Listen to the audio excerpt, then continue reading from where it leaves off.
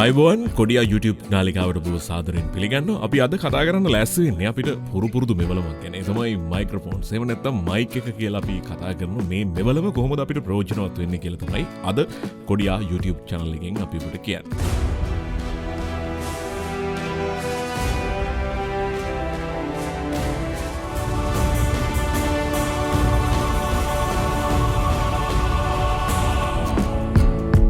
ඉස්සෙල්ලාම බලමු අපි මයික් එකක් කියන්නේ මොකක්ද කියලා. ඇත්තටම මයික් එකක් කියන්නේ මහ ලොකු දෙයක් නෙවෙයි. හැබැයි එහෙම කිව්වට මයික්ස් ගැන ලොකු ස්ටෝරි එකක් තියෙනවා ඔබට කියන්න.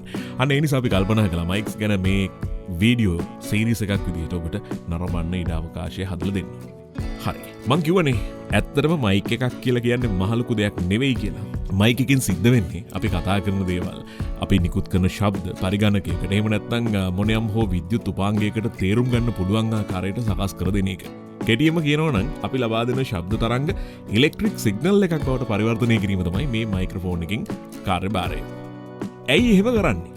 අපි කතා කරන ශබ්ද එහෙම නැත්නම් නිකුත් කරන ශබ්ද තරංග ලෙස තමයි පරිසරයට නිකුත් වෙන්නේ. මේ ශබ්ද තරංග පරිගණකයකට එහෙම නැත්නම් ඇම්ප්ලිෆයර් එකකට තේරුම් ගන්න බෑ. මොකද ඒවා තුළ ගමන් කරන්නේ ඉලෙක්ට්‍රික් සිග්නල් හින්දා. ඒ නිසා මුලින්ම අපි ඒවා ඉලෙක්ට්‍රික් සිග්නල් බවට කන්වර්ට් කරගන්න ඕනේ. මයික්ස් ගැන හොයලා බලද්දී මයික්ස් වර්ග කිහිපයක් ඔබට දකින්න පුළුවන්. ඒ වගේම තමයි විවිධ කැටගරි වලට බෙදා වෙන් කරලා තියෙනවා. මෙහෙම බෙදා වෙන් කරලා තියෙන්නේ මේවා ක්‍රියා කරන ආකාරය අනුව. අපි පළමුව එක් වර්ගයක් ගැන කතා කරමු. අපි ශබ්ද තරංගයක් ලබා දී ඒක ඉලෙක්ට්‍රික් සිග්නල් එකක් බවට පරිවර්තනය කරන ආකාරය අනුව මයික් වර්ග කිරීමක් සිදු කරනවා. මේ ආකාරයෙන් අපිට මයික්ස් වර්ග 10ක් පමණ දැක ගන්න පුළුවන්. ඒ වුණත් මේවයින් බහුලව භාවිත කරන්නේ මයික්ස් වර්ග 2ක් පමණයි.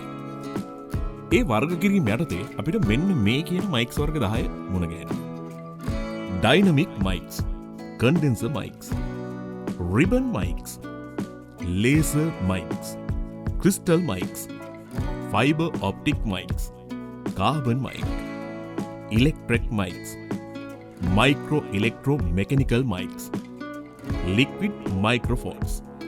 මේ වර්ග කිරීම අනුව මයික්‍රොෆෝන්ස් වර්ග 10ක් විතර තිබුණට අද වර්තමානයේ අපි 90ක් විතර පාවිච්චි කරන්නේ වර්ග දෙකක් විතරයි. ඒ කියන්නේ ඩයිනමික් සහ කන්ඩෙන්සර් කියන මයික් වර්ග දෙක තමයි බහුලව අද පාවිච්චි කරන්නේ. ඔබ මාකට් එකට ගිහිල්ලා මයික්‍රොෆෝන්ස් තෝරාගනිද්දී විවිධ වූ වෙළඳ සන්නාමයන් යටතේ මයික්ස් වර්ග දැක ගන්න පුළුවන්.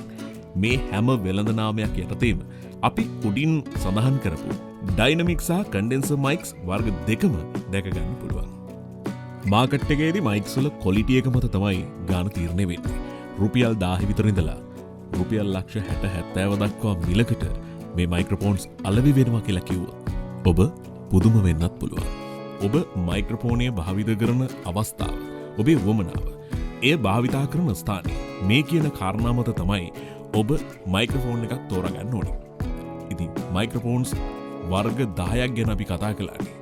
මයික්‍රොෆෝන් එකක් පාවිච්චි කරන්නේ මොන විදිහටද? ඇයි අපි මයික්‍රොෆෝන් එකක් පාවිච්චි කරන්න ඕනේ? මේ මයික්‍රොෆෝන් එක මිලදී ගනිද්දී අපි මොන වගේ කරුණු කාරණා පිළිබඳවද සැලකිලිමත් වෙන්න ඕනේ? මේ ගැන තව කියනවා නම් ගොඩාක් දේවල් කියන්න තියෙනවා. ඉතින් එහෙම වුණොත් මේ වීඩියෝ එක දිග වැඩි වෙන නිසා අපි තීරණය කළා ඊළඟ එපිසෝඩ් එකේදී මේ ගැන ඔබට තොරතුරු කියන්න. ඒ නිසා දිගටම කොඩියා YouTube නාලිකාවත් එක්ක රැඳිලා ඉන්න.